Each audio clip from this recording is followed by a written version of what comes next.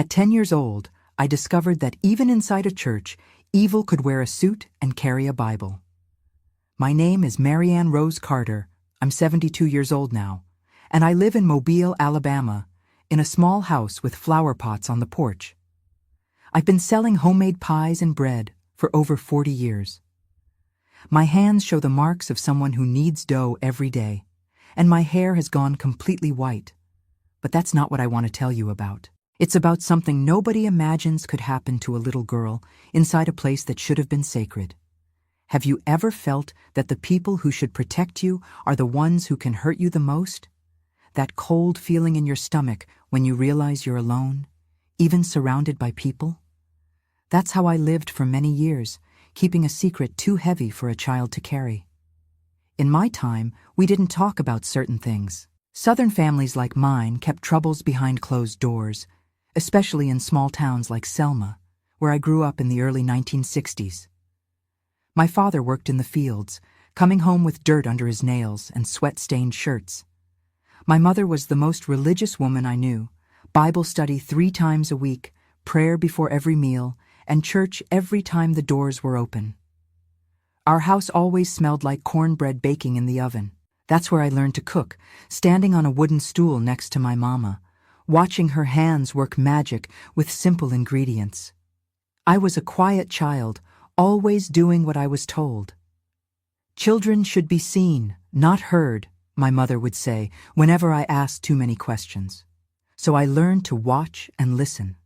I noticed things other kids didn't, like how adults would smile with their mouths but not their eyes, or how they'd change the subject when certain topics came up. Our church was the center of everything in our community. Small but well kept, with wooden pews polished by generations of Sunday worshipers. The stained glass windows would catch the morning light, casting colored shadows across the worn Bible pages. Everyone respected our pastor. Everyone trusted him. He was God's voice in our little corner of Alabama. I still remember the first time Pastor Elijah noticed me. I was helping arrange flowers at the altar with my mother. He put his hand on my shoulder and said I had a special light. My mother beamed with pride. I felt important, chosen. How was I supposed to know what would come next? That's the thing about evil. It doesn't always announce itself. Sometimes it comes dressed in respectability, speaking words of kindness, earning your trust drop by drop. Sometimes it quotes scripture while reaching for you in the shadows. What happened in that church changed everything about me. How I saw the world, how I understood God, how I trusted people. It buried itself deep in my soul like a splinter you can't dig out. For decades, I thought it was my fault. That's what they make you believe when you're small and scared and don't have the words to explain what's happening. If you're new here, subscribe now, because this story will leave you speechless. I never thought I'd tell this story, not to anyone. But here I am, all these years later, my hands still making bread and pies like they've done since I was a girl, but my heart finally free enough to speak. Because sometimes telling your truth is the only way to make sure others don't suffer in silence like you did. Sometimes your pain can become a light for someone else, finding their way in the dark. The worst part wasn't even what he did. It was what happened when I tried to tell. But I'm getting ahead of myself. Let me take you back to Selma, Alabama, 1963, when I was just a skinny girl with pigtails who believed that church was the safest place in the world, before I knew that wolves could wear shepherd's clothing. Selma, Alabama, in the early 1960s, was a town divided in more ways than one. The civil rights movement was just beginning to gain momentum, but in our neighborhood, life moved at its own slow pace. We lived on Maple Street in a small white wooden house with a front porch where my mother would sit in the evenings, humming hymns and shelling peas.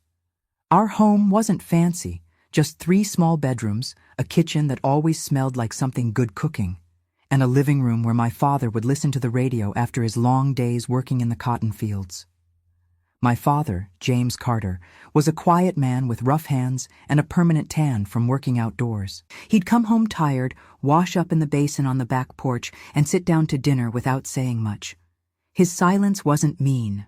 It was just his way. He'd worked since he was a boy and didn't know how to be any different, When he did speak, everyone listened. "The good Lord gives us 2 ears and 1 mouth for a reason," he'd say when I talked too much. My mother, Sarah, was his opposite. She filled every silence with words, Bible verses, gossip from the ladies' prayer circle, instructions about how to be a proper young lady.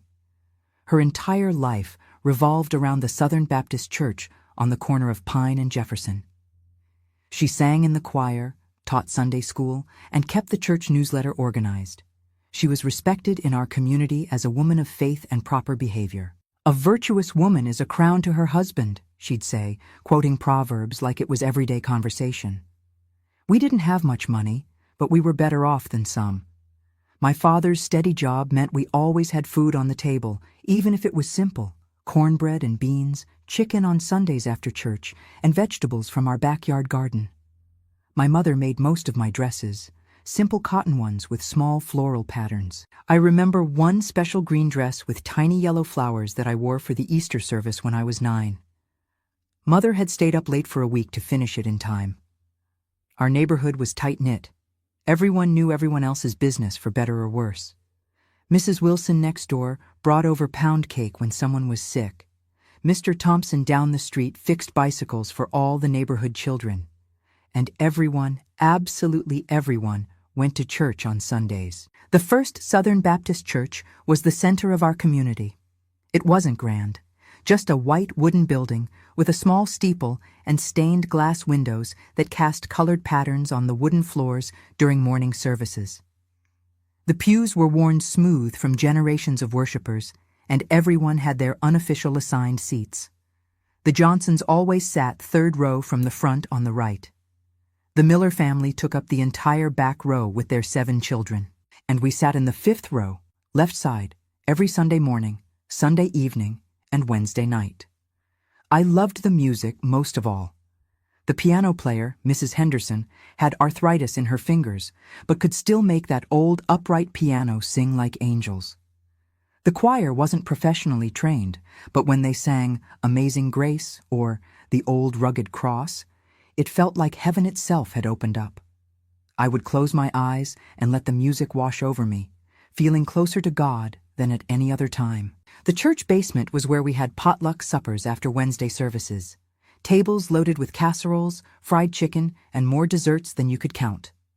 Ladies would compete over who made the best pecan pie or chocolate cake, though nobody would admit to competing because pride was a sin.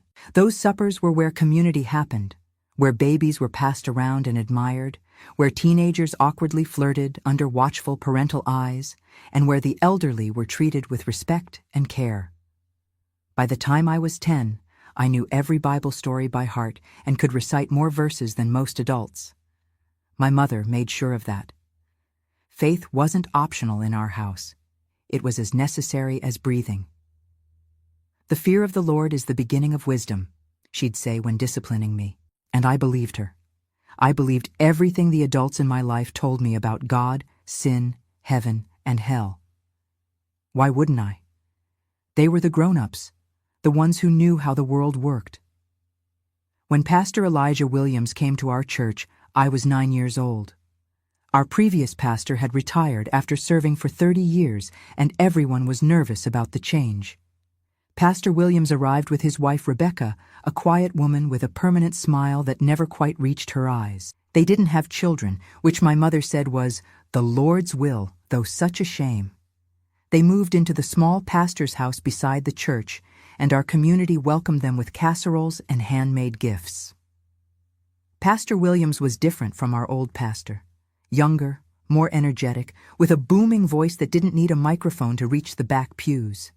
He preached with fire and passion about sin and redemption. When he spoke about hell, you could almost feel the heat of the flames. When he described God's love, tears would stream down people's faces. My mother was immediately impressed. "That man has the Holy Spirit in him," she'd say with reverence. His sermons were longer than our old pastor's, sometimes going on for more than an hour. Adults seemed to appreciate his thoroughness, but I'd get fidgety, earning sharp looks from my mother. I learned to sit still, no matter how uncomfortable the hard wooden pews became, to keep my hands folded in my lap, and to look attentive even when my mind wandered. The first time Pastor Williams really noticed me was during Vacation Bible School that summer.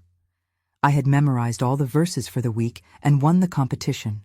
He called me to the front of the church to receive my prize, a white leather Bible with my name embossed in gold on the cover. As he handed it to me, his hand lingered on mine.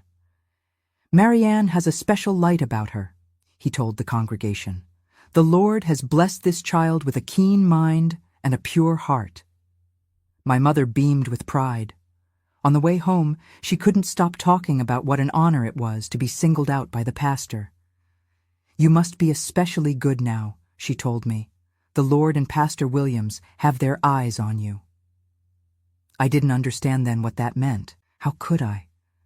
I was just a child who wanted to make her mother proud, to be good, to please God. I couldn't possibly know what was coming, how those words would take on a different, darker meaning. I couldn't know that being noticed wasn't always a blessing. If you're feeling this story so far, don't forget to subscribe. I've got more real-life stories that'll hit you right in the heart. That summer before everything changed was hot, even by Alabama standards. The air hung heavy and still, thick with humidity. The cicadas screamed in the trees, and thunderstorms would roll in almost every afternoon, providing brief relief before the steam rose from the sidewalks again. I spent my days helping my mother around the house, playing with the neighborhood children, and reading my new Bible under the shade of the old oak tree in our backyard. I didn't know then that innocence, once lost, can never truly be reclaimed. I didn't know that some wounds never fully heal, that they just become part of who you are. I didn't know that evil often wears the face of someone you've been taught to trust. How could I know? I was just a child in a small town in Alabama, believing in the goodness of God and the people who spoke for him. Pastor Williams became a regular part of my life after that Bible school competition. My mother was thrilled when he suggested I help with small tasks around the church, arranging hymn books before service, filling the tiny communion cups, or helping Mrs. Williams organize the Sunday school materials. I felt important, chosen for special work that other children didn't get to do. That fall, Pastor Williams started a youth Bible study on Wednesday afternoons. My mother volunteered me immediately. "Marianne will be there every week, Pastor. She needs good Christian teaching to grow in the Lord." There were usually 5 or 6 of us kids, sitting in a circle in the church basement, with Mrs. Williams bringing cookies and Kool-Aid halfway through. Pastor taught us about David and Goliath, Jonah and the whale, and other Bible stories that children could understand. I noticed how his eyes would often find mine when he was making an important point. He'd say things like, "God sees everything in your heart. You can't hide anything from him," while looking straight at me. It made me feel both special and uncomfortable at the same time, though I couldn't have explained why back then. After Bible study one Wednesday in November, Pastor asked me to stay behind to help put away the chairs and tables. My friend Betty Jenkins gave me a funny look as she left with the others, but I felt proud to be trusted with this responsibility. "You're a very special girl, Marianne," Pastor Williams said as we folded the last table. The basement was quiet now, everyone else gone home for dinner. "The Lord has blessed you with intelligence and a pure heart." "Thank you, Pastor," I said, eyes on my shoes. I'd been taught that pride was a sin, so I didn't know how to accept compliments. "Do you know what the Bible says about children?" he asked, stepping closer. I shook my head. Jesus said, "Let the little children come to me." Children are precious to the Lord, and you're especially precious, Marianne. He put his hand on my shoulder then, and something about it felt different from before. His fingers squeezed a little too tight, lingered a little too long. I remember feeling the heat of his palm through my cotton dress. "I've been watching you," he continued. "You have a special light. Not everyone has it. God has marked you." I didn't understand what he meant, but it sounded important. I wanted to make my mother proud, to be a good Christian girl. When Pastor Williams said I was special, part of me felt happy. But another part, a quiet, small part I couldn't name yet, felt afraid. That evening at dinner, I told my parents that Pastor had asked me to help with more tasks around the church. My mother beamed with pride. "What a blessing," she said. "The pastor sees your potential for the Lord's work." My father just nodded and kept eating his mashed potatoes and meatloaf. He wasn't one for many words, especially about church matters. He went to service every Sunday because that's what men in our community did, but the emotional side of religion was my mother's territory. Over the next few weeks, I started staying after Bible study regularly. Sometimes we'd just clean up, but other times Pastor Williams would sit close to me and explain deeper biblical truths that he said the other children weren't ready for yet. He'd read passages about love and marriage from Song of Solomon that made me uncomfortable, though I didn't understand exactly why. "The Lord wants us to understand all parts of His Word," he'd say when I squirmed in my seat. "Even the parts about how men and women show their love for each other." Once he asked me if I knew how babies were made. My face burned hot with embarrassment. My mother had told me only that married people became one, and then God blessed them with children. It was all very mysterious to me. "A godly girl should understand how her body works," Pastor said. "It's not shameful. God created everything about you." He began to tell me things my mother had never mentioned, about monthly cycles and how bodies change. Some of it was educational, like what they might teach in school nowadays. But other parts felt wrong, especially when he'd look at me in a way that made my stomach knot up. By Christmas that year, Pastor Williams had become a regular topic at our dinner table.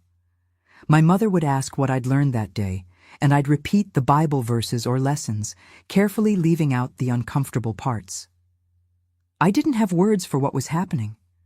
I just knew something didn't feel right, but everyone, especially my mother, thought Pastor Williams hung the moon and stars. At the church Christmas pageant, I played one of the angels announcing Jesus' birth. Pastor Williams had personally selected me for the role, giving me more lines than the other angels. After the performance, he hugged me backstage, holding on too long while whispering, "You were perfect, just perfect." I could feel his heart beating fast against me, and I wanted to pull away but didn't know how without being rude. My mother saw the hug and smiled approvingly. "Pastor Williams is so good to take a special interest in Marianne's spiritual development," she told Mrs. Peterson afterward. I remember looking at Mrs. Williams standing across the room, watching us with that same tight smile that never reached her eyes. I wonder now what she knew, what she saw, what she endured. By early 1964, the pattern was set. I would go to church functions, Pastor Williams would find ways for us to be alone, and the touching would increase, a hand on my back, fingers brushing my hair, a too long hug. Each time he'd quote scripture or say it was God's way of showing Christian love. And each time, that knot in my stomach would grow tighter.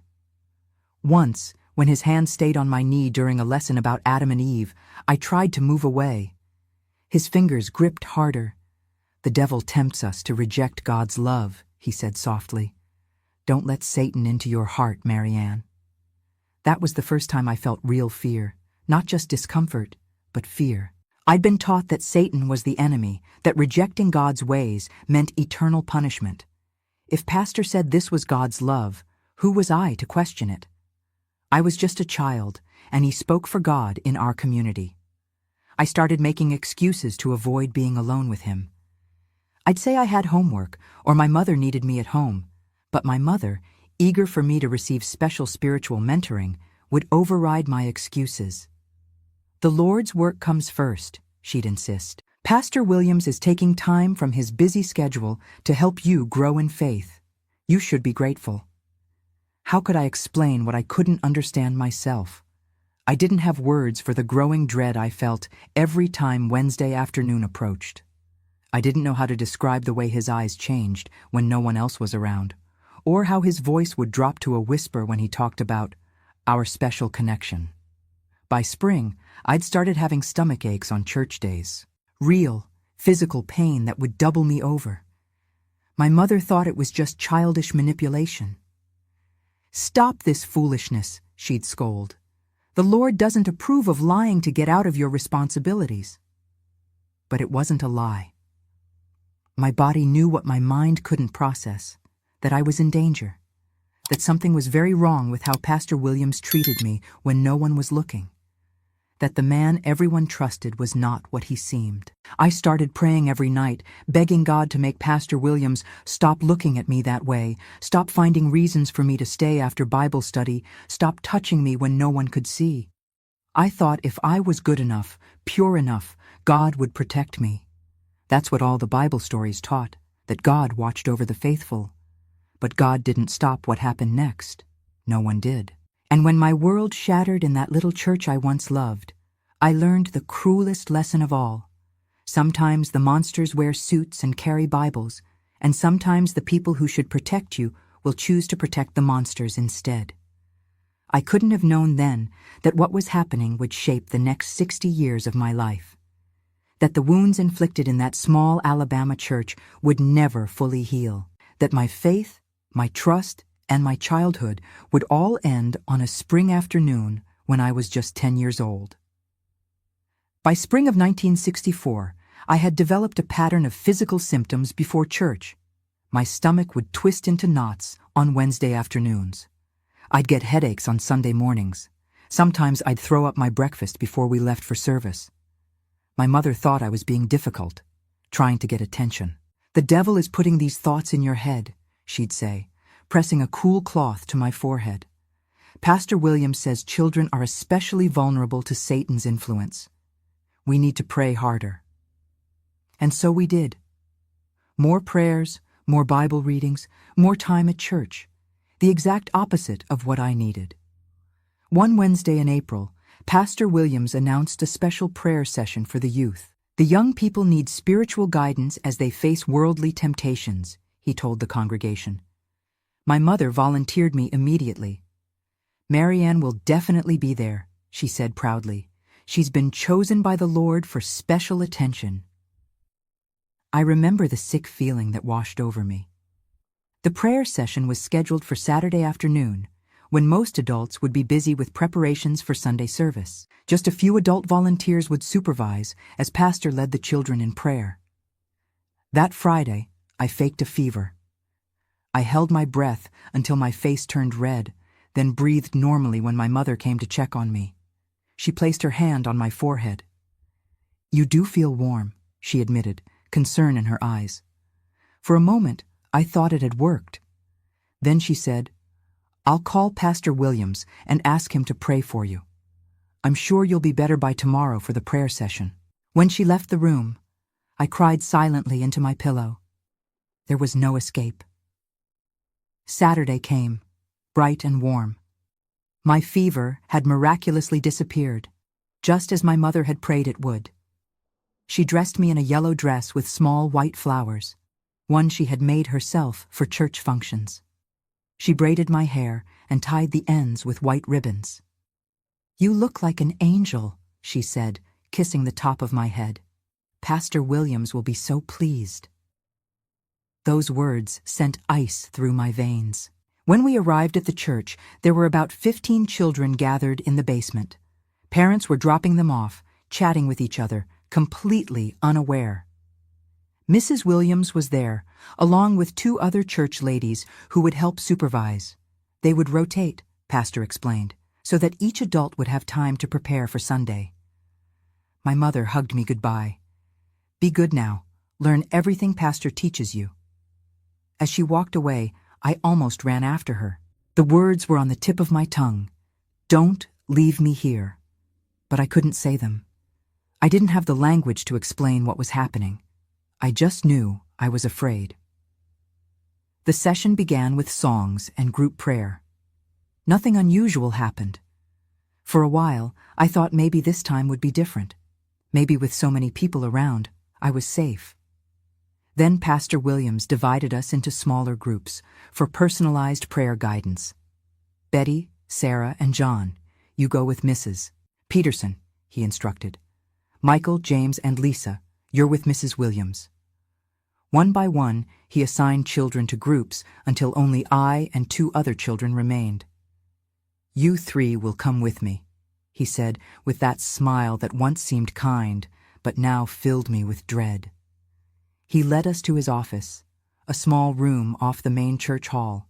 It had a desk, some bookshelves filled with religious texts, and a small couch. The walls were decorated with Bible verses in ornate frames and a large wooden cross. "We'll take turns," he explained. "I'll pray with each of you individually while the others wait outside. Marianne, you'll go last since you need special attention. Your mother mentioned you've been feeling unwell." The other two children nodded obediently. They had no reason to question Pastor. Neither did I, until recently. I sat on a hard wooden chair in the hallway with Tommy Davis, a boy about my age. The first child, a girl named Ruth, was in the office for about 10 minutes. When she came out, she seemed normal, maybe even happy. Tommy went next. Again, about 10 minutes passed. He emerged looking exactly the same as when he went in. Then it was my turn. "Come in, Marianne," Pastor Williams called, his voice gentle. "Close the door behind you." My feet felt like they were made of lead as I walked into that office. Something told me that once that door closed, everything would change. I was right. The air in the office felt thick and hot, despite the spring breeze outside. Pastor Williams sat not behind his desk, but on the small couch. He patted the space beside him. "Come sit by me so we can pray together," he said. I hesitated, standing frozen by the door. "Don't let fear control you," he said, his voice hardening slightly. "That's the devil's work. Come here, Marianne." Slowly, I moved toward the couch and sat as far from him as possible. He immediately slid closer. "Your mother says you've been sick," he began, placing his hand on my knee. "Physical illness often stems from spiritual problems. Are you hiding something, Marianne? Something sinful?" I shook my head, eyes fixed on his hand on my knee. "Look at me when I'm speaking to you," he said sharply. I raised my eyes to meet his. They weren't the kind eyes of the pastor everyone admired. They were different somehow, darker, hungrier. "We need to pray for your purity," he said, his voice dropping to a whisper. "Evil thoughts can make the body sick. Has Satan been putting thoughts in your mind, Marianne? Thoughts about men? About me?" I shook my head again, confused and frightened. "Don't lie to the Lord," he warned. "God sees everything in your heart." His hand moved from my knee to my shoulder, then to the back of my neck. His fingers felt hot against my skin. "We need special prayer for you," he said. "Stand up." I obeyed, trembling now. "Turn around," he instructed. When I did, I felt his hands on my shoulders, then sliding down my back. "The Lord says to lay hands on the afflicted," he whispered, his mouth suddenly close to my ear. "Where does it hurt, Marianne? Where does the devil tempt you?" I couldn't speak, couldn't move, couldn't breathe. His hands moved to places they shouldn't, places no one had ever touched. I closed my eyes tight and prayed for it to be over. I counted the ticks of the clock on the wall. 1, 2, 3. When it finally stopped, he turned me around to face him. His face was flushed, his breathing quick. "This is our special prayer," he said. "God has joined us in a sacred bond. Do you understand?" I nodded, though I didn't understand at all. "This stays between us and the Lord," he continued. "If you tell anyone, they won't believe you. They'll think Satan has possessed you with lies. Do you want that?" I shook my head. "Good girl," he said, his voice returning to normal. "Now, we should join the others. Remember, our special prayer is a secret between us and God." If you're feeling this story so far, don't forget to subscribe. I've got more real-life stories that'll hit you right in the heart. When I walked out of that office, I was a different person. Something inside me had broken. The other children were playing a Bible memory game, laughing and reciting verses. I couldn't join them, couldn't speak, couldn't laugh. I sat in the corner until my mother came to pick me up. "How was the prayer session?" she asked cheerfully as we walked home. "Fine," I whispered. Pastor Williams said you did wonderfully, she told me, beaming with pride. He said you have a special connection to the Lord. I said nothing. What could I say? Who would believe me over the beloved Pastor Williams? Not my mother, who thought he was next to God himself. Not anyone in our church. I was trapped in a nightmare with no way out. That night, I stared at the ceiling above my bed, feeling dirty and confused. I tried to pray, but the words wouldn't come. How could I talk to God when his representative on earth had hurt me? Had God wanted this to happen? Was this some kind of test? Or punishment for some sin I didn't know I'd committed? I was only 10 years old. I didn't have answers to these questions. I only knew that something terrible had happened, and somehow I was supposed to keep it a secret. A special prayer that made me feel sick inside. Little did I know that Saturday afternoon was just the beginning. The special prayers would continue for years, each one taking another piece of my childhood, my faith, and my soul. The special prayer sessions with Pastor Williams became a regular part of my life. Every Saturday afternoon, when the church was mostly empty, every Wednesday after Bible study, sometimes even Sunday after service, when everyone else had gone home for dinner. Each time, I'd feel sick to my stomach, knowing what was coming. Each time, I'd pray for someone to notice, to help me. No one did. May 1964. I remember the date exactly. May 16th. It was a warm Saturday afternoon, and the church was being prepared for a wedding that would happen that evening. Flowers were arranged at the altar, white ribbons tied to the end of each pew. The church looked beautiful, peaceful. I was there early because Pastor Williams had asked my mother if I could help arrange the flower girl's basket. Such a responsible young lady, he told my mother. I need someone I can trust. My mother practically glowed with pride. She dropped me off at 2 p.m., promising to return at 4 to get me ready for the ceremony. I'd be attending with my family since everyone in our small community was invited. The church was quiet when I arrived. Mrs. Peterson, who had been arranging flowers, was just leaving. "Hello, Mary Ann," she said with a smile. "Pastor's in his office. He said you'd be helping with some final touches." I nodded, unable to speak past the lump in my throat. I watched her leave, wishing desperately I could run after her, tell her not to leave me alone. But the words wouldn't come. Pastor Williams appeared in the doorway of his office. "There you are, Mary Ann," he said, his voice warm and pleasant, the voice everyone in town trusted. "Come in. I have something special to show you." I followed him slowly, my feet feeling heavier with each step. His office looked different today. The desk had been cleared, and there was a small white garment laid out on it. "This is for you," he said, touching the white fabric. "A special robe for our prayer time today."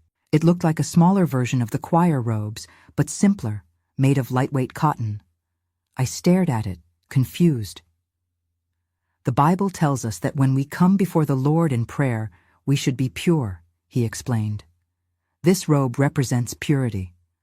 I want you to put it on for our special prayer today." My heart was pounding so hard I could feel it in my ears. Something felt different today. Worse. "Where?" My voice came out as a whisper. I cleared my throat and tried again. "Where should I change?" "Right here," he said, his eyes changing to that look I'd come to dread. "I'll turn around, but remember, Mary Ann, the body is God's temple. There's nothing shameful about it." He turned to face the wall. With shaking hands, I changed into the white robe. It was too big, hanging off my small frame like a ghost. When I had it on, he turned back around. "Beautiful," he said, but he wasn't looking at my face. "Now we can begin our special prayer. Today is very important. It's time for you to learn the deepest level of prayer." He took my hand and led me to the small couch. The church was silent, except for the ticking of the clock on the wall and the distant sound of birds outside. I remember thinking how strange it was that the world could seem so normal while something so wrong was happening. What happened next in that office was worse than anything before. The special prayer crossed a line that could never be uncrossed. I won't describe it in detail. Some things are too painful to put into words, even all these years later. But it was no longer just touching. It was violation in its most complete form. I remember staring at a spot on the ceiling, a water stain that looked somewhat like a bird in flight. I focused on that stain, trying to separate my mind from what was happening to my body. I counted the ticks of the clock. 1, 2, 3. All the way to 187. When it was finally over, Pastor Williams knelt beside the couch where I lay frozen. "Now you understand the deepest connection with God," he whispered. "This is our sacred bond. Remember what I told you. If you ever speak of our special prayers, no one will believe you.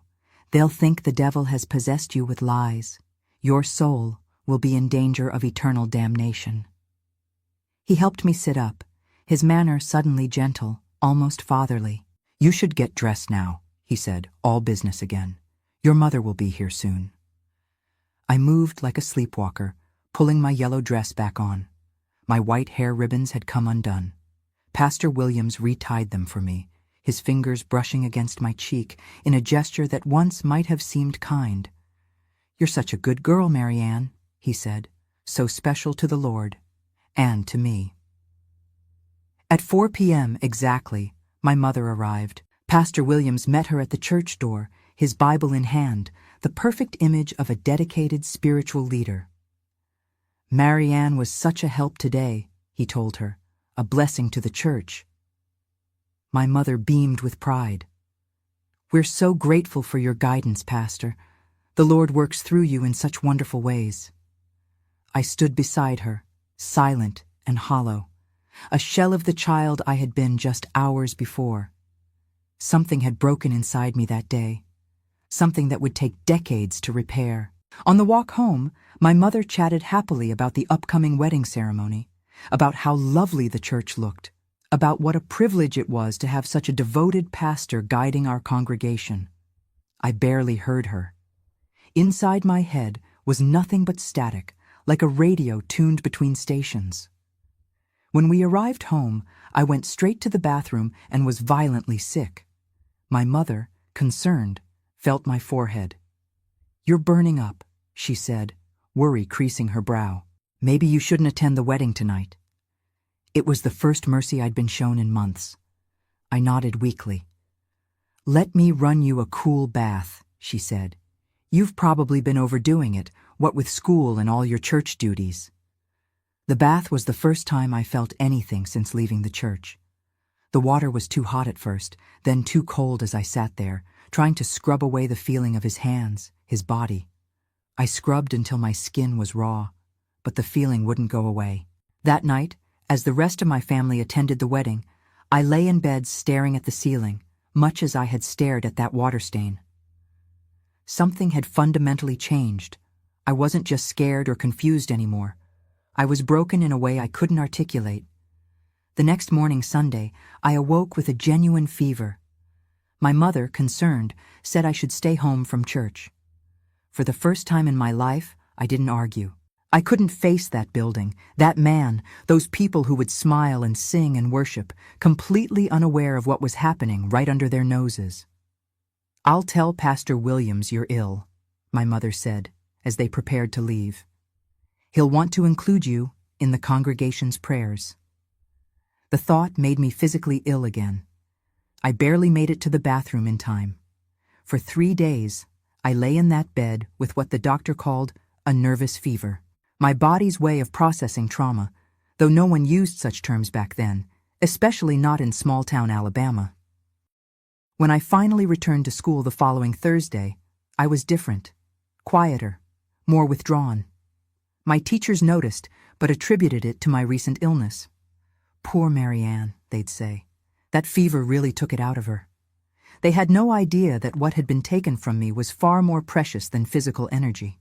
It was my childhood, my trust, my faith, my sense of safety in the world, and worst of all, my voice. Because who would believe a child over the beloved Pastor Williams? He didn't just have one victim, he had 2. maybe more. If you want to hear more stories like this, go ahead and subscribe now.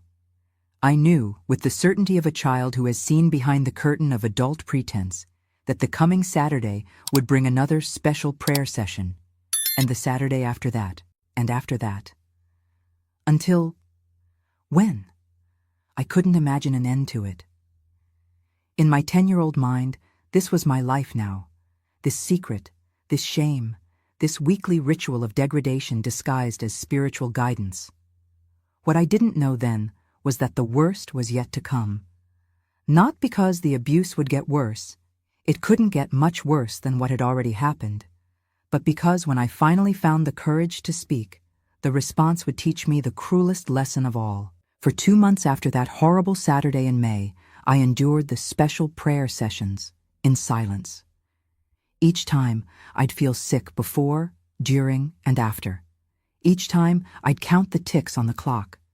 Each time, I'd stare at that water stain on the ceiling shaped like a bird, imagining myself flying away, far from Selma, far from that church, far from Pastor Williams. By July, I had become a shadow of myself. I barely spoke at home or at school. I stopped raising my hand in class. I stopped playing with other children. My grades, once excellent, began to slip. My teachers sent notes home expressing concern. "Marianne seems withdrawn lately," my 5th grade teacher, Miss Thompson, wrote. "Is everything all right at home?" My mother showed me the note with a frown. "What's this about, Marianne? Are you causing trouble at school now?" I shook my head, eyes on the floor as usual these days. "Look at me when I'm speaking to you," she demanded. I raised my eyes, and something in my expression must have startled her because her stern face softened slightly. "Are you still feeling sick? Should I take you to Dr. Miller again?" I shook my head. No doctor could fix what was wrong with me. "Then what is it? You're not acting like yourself."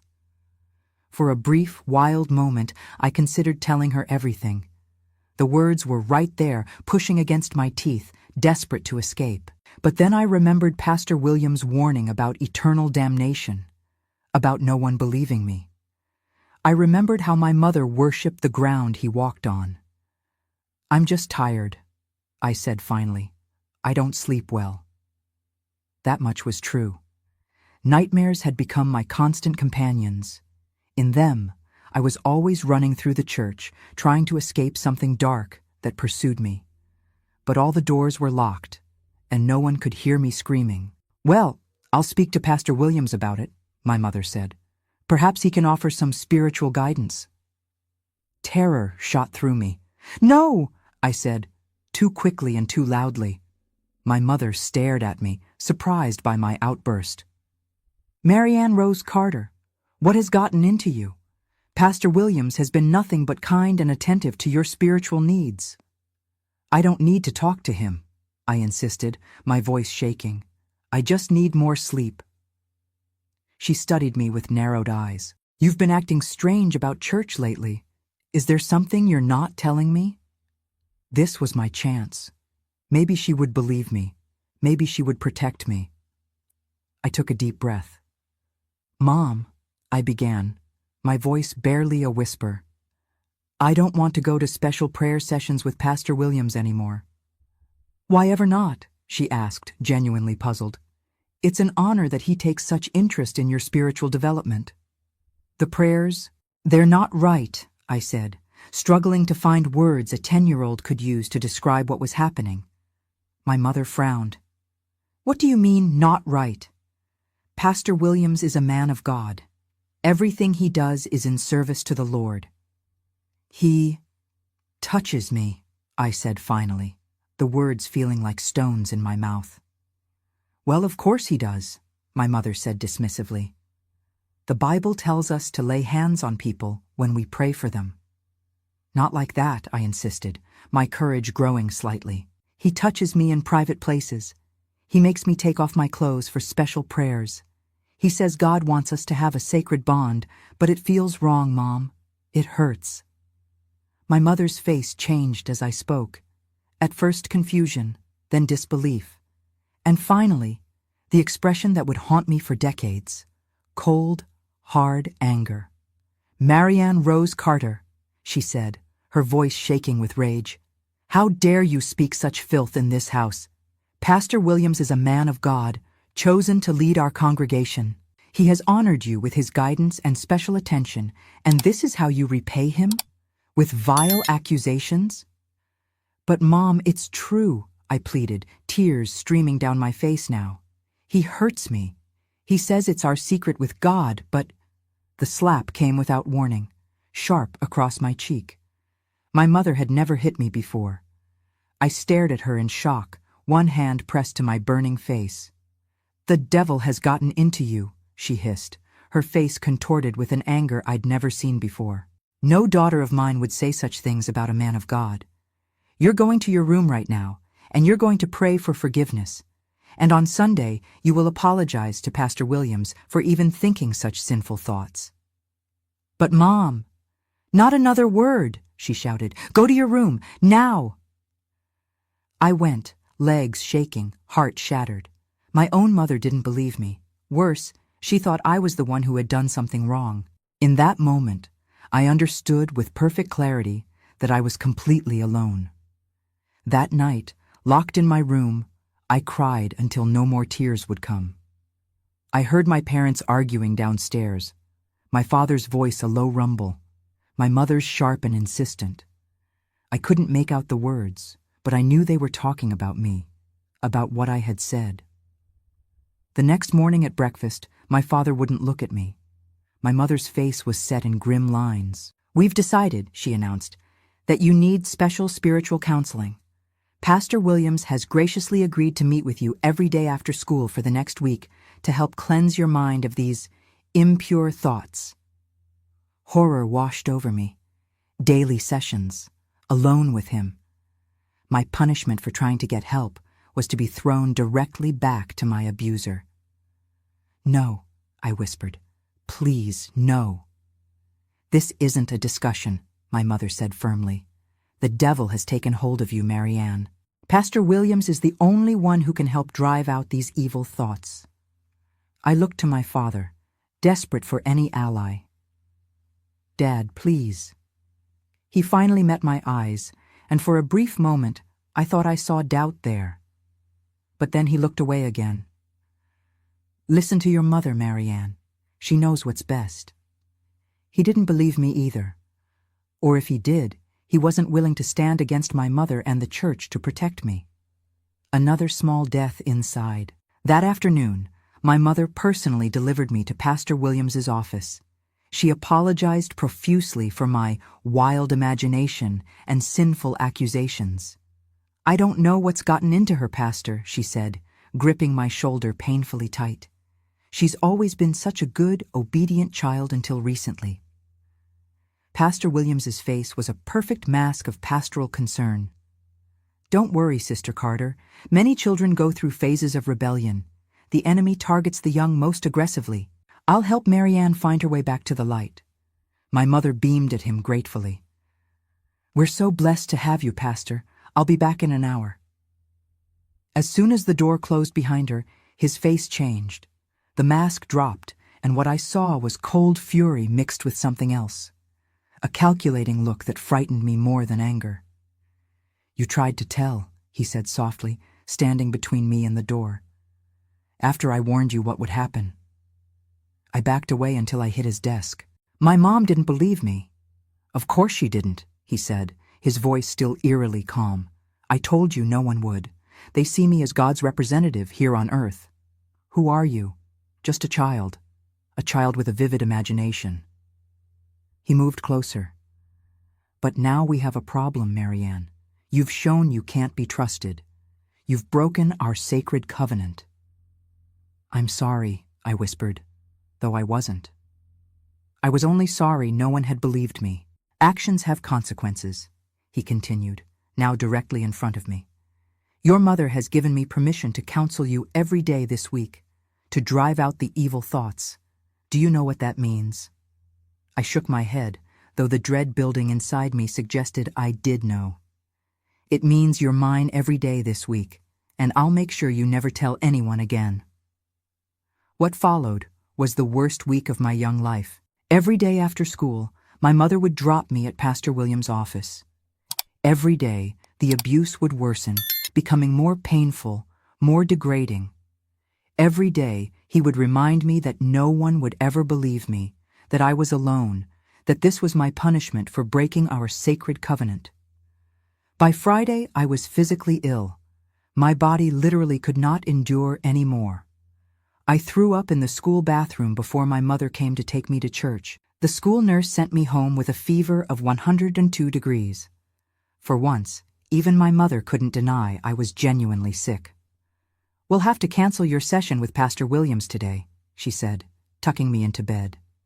There was a note of disappointment in her voice, as if I had failed in some important duty. "Can I stay home from church on Sunday too?" I asked weakly. She pursed her lips. "We'll see how you're feeling. But remember, Marianne, avoiding church won't solve your spiritual problems. Pastor Williams says you've been making progress this week, but you still have work to do." Progress, is that what he called it? The systematic destruction of a child's spirit? That night, lying in my sickbed, staring at the ceiling, I made a decision. I couldn't tell my parents. I couldn't tell any adult at church. But there was one person who might believe me, my best friend Betty Jenkins. Betty and I had been friends since kindergarten. Her family went to our church too, but they weren't as devout as mine. Her father sometimes skipped Sunday service to go fishing, something my mother clucked her tongue about disapprovingly. Betty was braver than me, more willing to question things adults said. If anyone would believe me, it would be her. On Monday, when I was finally well enough to return to school, I caught Betty alone on the playground during recess. "I need to tell you something," I said, my voice barely audible. "Something bad." Betty looked at me with concern. We hadn't talked much lately, another casualty of my withdrawal from normal life. "What is it, Marianne? You've been acting weird for months." "It's Pastor Williams," I whispered, checking to make sure no one else could hear. "He does things to me. Bad things. When no one else is around." Betty's eyes widened. "What kind of things?" I couldn't say the words, couldn't describe what happened in those special prayer sessions. Instead, I said, "He touches me, places where no one should touch me. He makes me do things. He says it's special prayers, but I know it's wrong." Betty stared at me for a long moment. I waited for disbelief, for her to call me a liar like my mother had. Instead, she reached out and took my hand. "I believe you," she said simply. 3 small words, the first lifeline thrown to a drowning child. I burst into tears right there on the playground, great heaving sobs that came from the depths of my being. Betty put her arms around me and held me while I cried. "Does anyone else know?" she asked when my tears finally slowed. "I tried to tell my mom," I said, wiping my nose on my sleeve. "She slapped me and said the devil was making me lie." Betty's face hardened with a determination unusual in an 11-year-old. "We need to tell my mom. She'll believe us." For the first time in months, I felt a tiny flicker of hope. Maybe, just maybe, there was a way out of this nightmare. I didn't know then that Betty's belief was the first small step on a very long road. I didn't know that even with adult help, justice would be elusive. I didn't know that the scars from those special prayer sessions would shape the rest of my life. But I had found one person who believed me, one person who saw the truth. And sometimes, that's all it takes to begin healing. One person who hears your truth and says those life-saving words, "I believe you." The day after Betty and I talked on the playground, we met at her house after school. Mrs. Jenkins, Betty's mother, was nothing like my own. Where my mother was rigid and pious, Mrs. Jenkins was warm and easygoing. Her kitchen always smelled like something good baking, oatmeal cookies or banana bread. That day, she was making peanut butter cookies, rolling the dough into balls and pressing them with a fork to make that familiar crisscross pattern. "Girls, help yourselves to some milk," she said as we came in. "Cookies will be ready in about 10 minutes. Betty looked at me, her eyes asking a silent question. I nodded slightly, my heart pounding so hard I was sure Mrs. Jenkins could hear it. "Mom," Betty said, her voice steadier than I could have managed. "Marianne needs to tell you something important. Something bad that's happening at church." Mrs. Jenkins turned from the oven, concern immediately replacing her cheerful expression. She wiped her hands on her apron and sat down at the kitchen table with us. "What is it, honey?" she asked me directly. I couldn't look at her. I stared at the wooden table, tracing the grain with my finger. The words wouldn't come.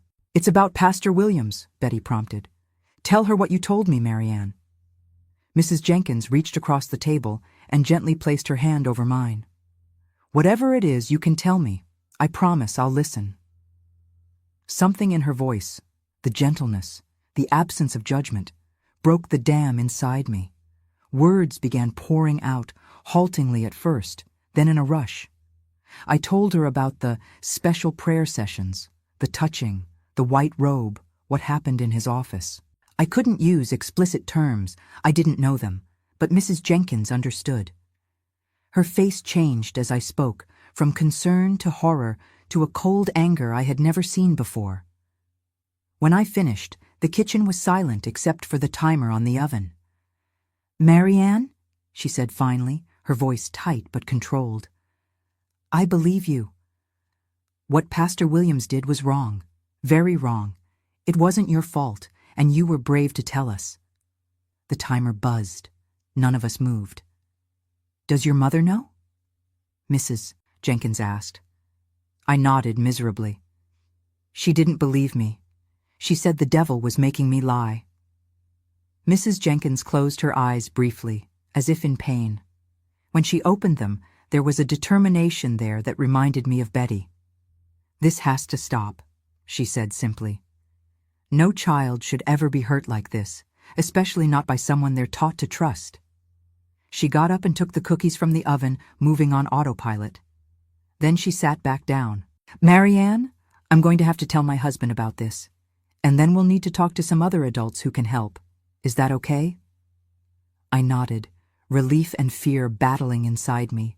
Relief that someone believed me, fear of what would happen next. "Can I stay here?" I asked in a small voice. "I don't want to go home. My mom will be mad if she finds out I told." "You can stay for dinner," Mrs. Jenkins said, "but then I'll need to take you home. Running away would only make things more complicated. But I promise you this, I won't let you go back to that church alone with him. Never again." That evening, Mr. Jenkins came home from his job at the hardware store. Mrs. Jenkins sent us to Betty's room while they talked in low, serious voices in the kitchen. Later, they called me down. Mr. Jenkins's face was red with anger, but his voice was gentle when he spoke to me. "Marianne," he said, kneeling to my level, "what happened to you was wrong. Mrs. Jenkins and I are going to make sure it stops, but it might get hard for a while before it gets better. Do you understand?" I nodded, though I didn't really understand what hard meant in this context. I would soon find out. Mrs. Jenkins drove me home after dinner.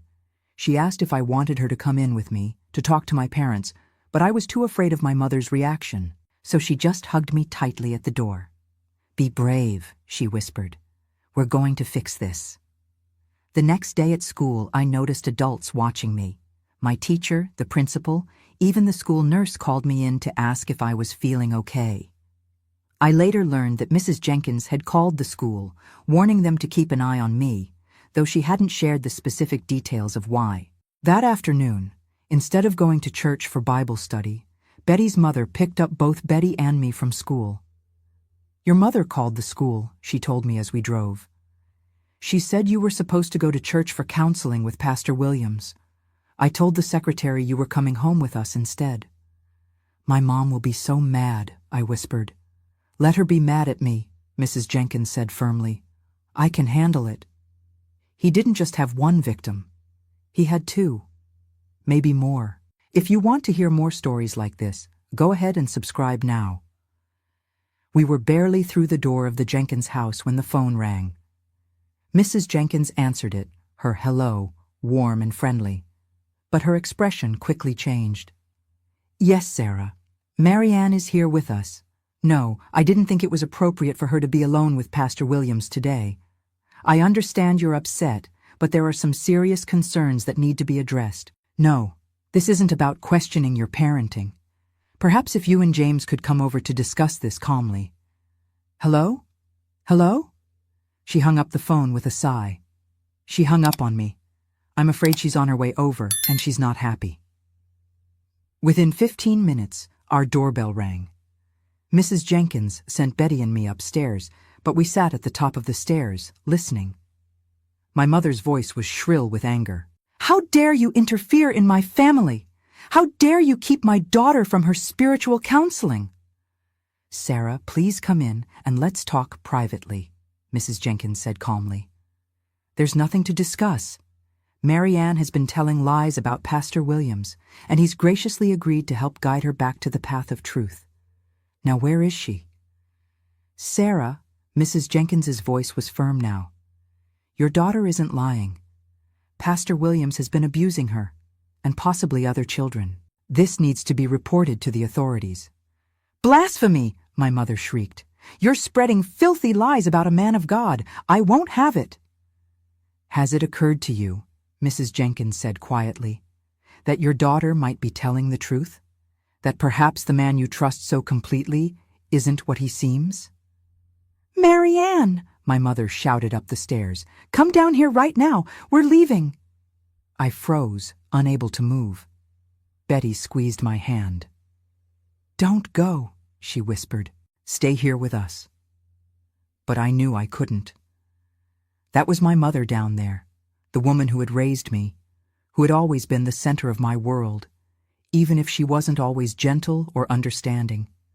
And despite everything, some part of me still hoped that somehow she would believe me, would protect me as a mother should. I went downstairs, legs shaking. My mother grabbed my arm the moment I reached the bottom step. We're going home, she said through clenched teeth, and you are never to see these people again. Do you understand me? They're filling your head with wicked thoughts. Sarah, Mrs. Jenkins tried one more time. Please think about what you're doing. At least talk to James about this before you take Mary Ann back to that church. Don't tell me how to raise my child, my mother snapped. Come on, Mary Ann. She pulled me toward the door. I looked back at Mrs. Jenkins, her face a mask of worry and frustration. I'll be okay, I said, though I didn't believe it. The car ride home was silent and tense. When we arrived, my father was waiting on the porch, his face creased with concern. What's going on? He asked as we came up the walk. Pastor Williams called, said there was some trouble with Mary Ann. The Jenkins woman is spreading filthy rumors, my mother said, pushing me into the house. She's kept Mary Ann from her counseling session and is accusing Pastor Williams of inappropriate behavior. My father's eyes went to me, then back to my mother. What kind of inappropriate behavior? Indecent things, my mother said, lowering her voice. Things a godly man would never do. It's obviously the devil working through that woman to divide our church. My father looked at me again, longer this time. Mary Ann, go to your room while your mother and I talk. I went, closing my door and then pressing my ear against it, straining to hear. Need to at least consider the possibility, my father was saying. James, I cannot believe you would even entertain such a vile accusation against a man of God. I'm just saying, if multiple people are concerned, multiple people, it's just that Jenkins woman stirring up trouble. She's never been fully committed to the church anyway. Her husband doesn't even attend regularly. Their voices rose and fell, my father's more measured, my mother's increasingly hysterical. Eventually, I heard a door slam, my mother going to their bedroom, I assumed. A few minutes later, there was a soft knock on my door. My father entered, looking tired and conflicted. Mary Ann, he said, sitting on the edge of my bed. I need you to tell me the truth. Has Pastor Williams done anything to make you uncomfortable? Anything inappropriate? This was my chance. My father was asking directly, showing a willingness to listen that my mother hadn't. I took a deep breath. Yes, I said simply. My father's face tightened. What exactly has he done? I told him, as clearly as I could, about the touching, the special prayers, the white robe, what happened in the church office. As I spoke, my father's face went through a series of changes: disbelief, shock, disgust, and finally a cold anger. "Why didn't you tell us sooner?" he asked when I finished. "I tried to tell Mom," I said, tears welling up. "She didn't believe me. She said I was lying, that the devil was making me say bad things." My father was silent for a long moment. Then he did something he rarely did. He hugged me, his big, work-roughened hands gentle on my back. "I believe you," he said gruffly, "and this stops now." That night, I lay in bed listening to my parents arguing, their voices rising and falling like storm waves against the shore. My father's deep rumble insistent, my mother's higher pitch resistant, then breaking into sobs. It went on for hours, until finally the house fell silent. The next morning at breakfast, my mother wouldn't look at me. Her eyes were red and swollen from crying. My father, unusually, didn't leave for work.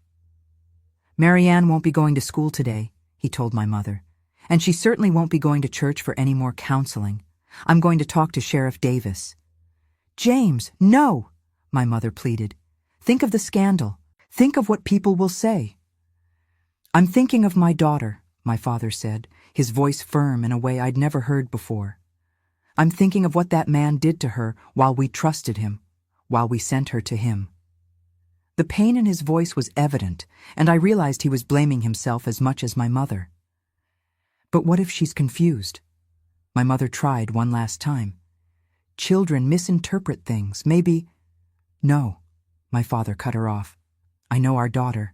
She's not confused, and she's not lying. And I'm going to make sure that man never touches another child." That morning, my father took me to the sheriff's office. Sheriff Davis was a big man with a gray mustache who had always seemed intimidating to me before. But that day, he was surprisingly gentle. "Marianne," he said, sitting down so he was at my eye level. "Your dad says you have something important to tell me. Something about Pastor Williams." I looked at my father, who nodded encouragingly. "It's okay," Sheriff Davis said. "You can tell me anything, and you're not in any trouble." For the third time, I told my story, first to Betty, then to my father, and now to the sheriff. Each telling was a little easier than the last, as if the words were creating a path through a dark forest, letting in a little more light each time. When I finished, Sheriff Davis's face was grave. "You've been very brave, Marianne. Thank you for telling me the truth. Now we need to do something called making a statement. I'll ask you some questions, and a lady will type up what you say. Is that okay?" I nodded. "Your dad can stay right here with you the whole time." What followed was hours of questions, some of them making me uncomfortable with their directness, but all asked kindly and patiently. By the end, I was exhausted, but somehow lighter, as if some of the weight I'd been carrying had been transferred to the pages of my statement. As we were leaving, Sheriff Davis spoke quietly to my father. "We'll need to talk to other children, see if there were other victims. This kind of predator rarely stops at one." My father nodded grimly. "Do what you need to do. Just keep my daughter's name protected as much as possible." "Of course," Sheriff Davis agreed. "And James, you did the right thing bringing her in. A lot of men wouldn't have had the courage to go against their church like this." My father's jaw tightened. "A lot of men haven't seen the look in their child's eyes when she describes what that monster did to her." In the car on the way home, my father was quiet for a long time. Finally, he spoke, his voice rougher than usual. "I'm sorry, Marianne," he said simply. "For what, Daddy?" "For not protecting you better, for not seeing what was happening, for not being someone you felt you could come to right away." "It's okay," I said, though it wasn't, not really. "No, it's not," he said firmly. "But I promise you this, from now on, I will always listen to you. I will always believe you. And I will never let anyone hurt you like that again." It was the longest speech I'd ever heard my father make, and it made me cry. Not from sadness this time, but from a strange mixture of grief and relief. For the first time since the abuse began, I felt truly safe. What happened in the days and weeks that followed would change our family and our community forever. The arrest of Pastor Williams sent shockwaves through our small town. The revelation that there were indeed other victims, 5 in total, including me, split our church down the middle. Some, like my mother, initially refused to believe the accusations. Others, like the Jenkins family, stood firmly with the victims. My mother, faced with mounting evidence and the testimony of multiple children, eventually had to accept the truth. But something broke in her that day, her absolute faith, her certainty in her own judgment. She was never quite the same afterward. Neither was I. But in that moment, sitting in the car with my father, his promise of protection surrounding me like a shield, I felt the first fragile stirrings of what would eventually become healing. Not forgiveness. That would take decades more. But the beginning of understanding that what had happened wasn't my fault and that I wasn't alone anymore. The road ahead would be long and painful, with court appearances, whispers behind my back at school, and the slow, difficult work of rebuilding trust. But I had taken the most important step. I had spoken my truth, and finally, someone had listened. The arrest of Pastor Williams sent shockwaves through our small town of Selma. By August 1964, it was all anyone could talk about. The local newspaper ran a front-page story with the headline, "Local Pastor Arrested on Multiple Charges." They didn't print the names of the victims, thankfully, but everyone seemed to know I was one of them. Small towns have a way of knowing things even when they're not said out loud. The church split right down the middle. Some people, like my mother initially, refused to believe the accusations. "It's a witch hunt," they'd say. "Satan is working to destroy our church." Others stood firmly with the victims, demanding justice and accountability. The Jenkins family was particularly vocal in their support, hosting prayer meetings at their home for those who no longer felt comfortable in the church building. My father, a man who had always been quiet and reserved, found his voice during this time. He stood up at a church meeting called to discuss the situation and spoke with a clarity and conviction I'd never heard from him before. "My daughter," he said, his voice steady but emotional, "was violated by a man we all trusted, a man we welcomed into our homes and our church. She tried to tell us, and we didn't listen. I didn't listen. And for that, I will spend the rest of my life making amends. But I will not stand by while anyone in this community calls my daughter a liar or suggests that what happened to her, and to other children, was anything less than evil." There was a long silence after he spoke. Then Mrs. Jenkins stood up. "My daughter's friend came to me for help when no one else would listen. These children have shown more courage than many of us adults. I believe them, and I will stand with them." One by one, other parents and community members rose to express their support. Not everyone. There were still those who glared or whispered behind hands, but enough to make me feel, for the first time in months, that I wasn't completely alone. My mother wasn't at that meeting. She had taken to her bed with what she called nervous exhaustion. The doctor had prescribed pills to help her sleep and calm her nerves. She moved through our house like a ghost, speaking little, her eyes vacant. The foundation of her world had crumbled, and she didn't know how to rebuild. One afternoon, about a week after the arrest, I found her sitting at our kitchen table, staring at a Bible open before her. She looked up when I entered, really looked at me, for what felt like the first time in months. "Marianne," she said, her voice hoarse from crying, "I don't know how to ask for your forgiveness." I stood frozen in the doorway, unsure how to respond. This woman who had been so certain, so rigid in her faith and her views, now seemed broken and unsure. "I should have protected you," she continued. "I should have believed you. I was so blinded by what I thought was right, by what I thought was godly. I couldn't see what was happening right in front of me." She reached out a trembling hand toward me. "Can you ever forgive me?" I wanted to say yes immediately, to comfort her as children often instinctively want to comfort their parents, even when the parents have failed them. But the truth was more complicated. The wound was still too fresh, the betrayal too deep. "I don't know," I answered honestly. "I want to, but it's hard." She nodded, withdrawing her hand. "I understand.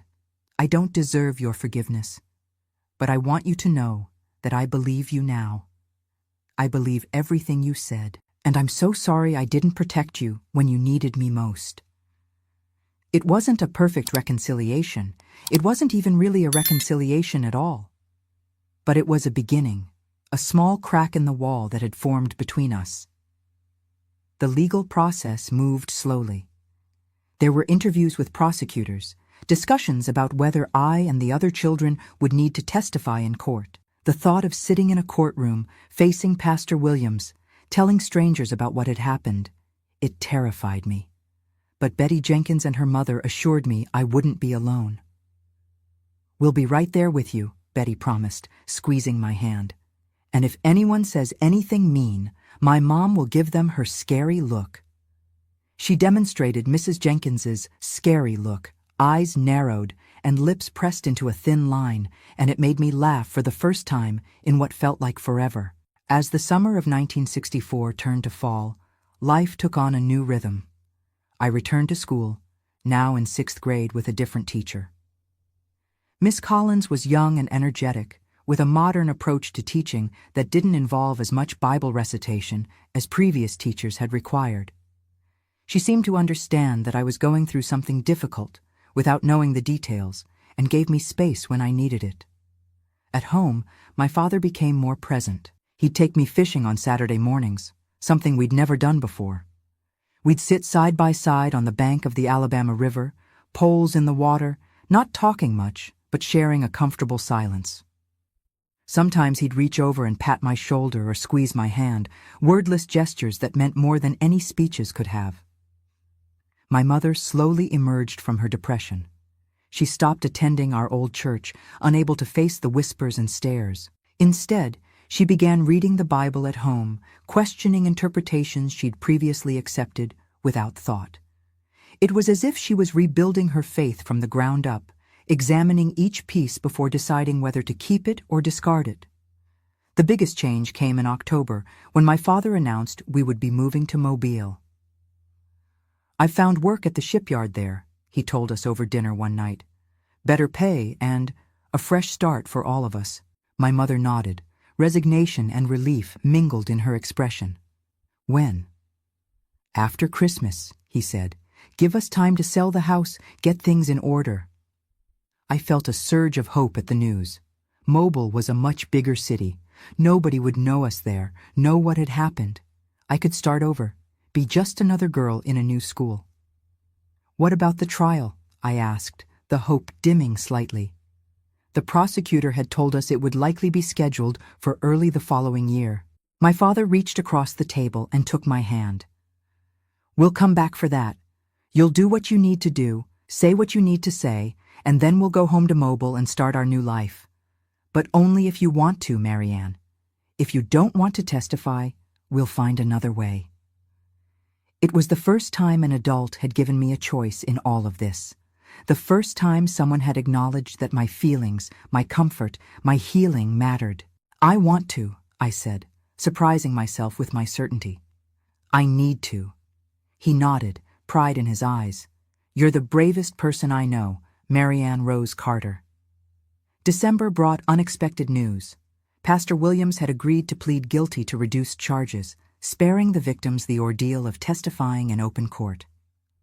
The prosecutor explained that this was a good outcome. He would still go to prison, and we wouldn't have to relive our trauma on the witness stand. "Is that okay with you, Marianne?" my father asked after we left the prosecutor's office. "You don't have to agree if you wanted to speak in court." I thought about it, about facing Pastor Williams, about telling my story again in front of strangers. Part of me wanted the chance to speak my truth publicly, to have everyone hear what he had done. But a larger part was relieved. "It's okay," I said, "as long as he can't hurt any more children." He won't, my father promised. He's going to prison for a long time. The night before we left Selma, the Jenkins family hosted a small going-away dinner for us. Mrs. Jenkins hugged me tight, whispering, "You changed things, Marianne. Because of your courage, that man can never hurt another child. And other children might find it easier to speak up when bad things happen to them. I hadn't thought of it that way before, that my personal pain might help others somehow. It didn't erase what had happened, but it gave it meaning beyond just suffering." Betty and I promised to write to each other every week. "I'm going to visit you in Mobile next summer," she declared. "Mom already said I could." "You'd better," I said, hugging my friend who had believed me when no one else would. As we drove away from Selma on a cold January morning in 1965, I watched the familiar streets and buildings recede in the rear window. The church steeple stood tall against the gray sky, a landmark I once loved and then came to fear. Now it was just a building, growing smaller with distance, losing its power over me with each mile. Mobile represented a new chapter, a chance to rebuild. I didn't know what challenges lay ahead, but I knew I had survived the worst. I had found my voice, and I had been heard. Not by everyone, but by enough people to matter. Most importantly, I had been heard by myself. The coastal city greeted us with salty air and a vibrant energy that Selma had never possessed. Our new home was smaller but brighter, with large windows that let in the sunlight and a small backyard where my mother immediately began planning a garden.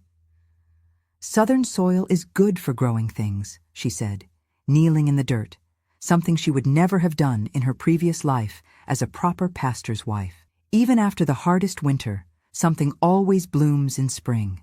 I wasn't sure if she was talking about plants or about us, but either way, she was right. We had survived our winter. Now it was time to see what might bloom. My new school was 3 times the size of my old one, with students from various backgrounds and beliefs. When asked about where I came from, I simply said, "A small town up north." Most people didn't press for details. I was just the new girl, unremarkable in a sea of faces, and that anonymity was healing in its own way. I still had nightmares sometimes, still flinched at certain touches or phrases that triggered memories. But slowly, with the support of my family and occasional letters from Betty describing how things were changing in Selma, I began to heal. One unexpected source of comfort came from an elderly neighbor, Mrs. Zilda Washington, who ran a small bakery from her home.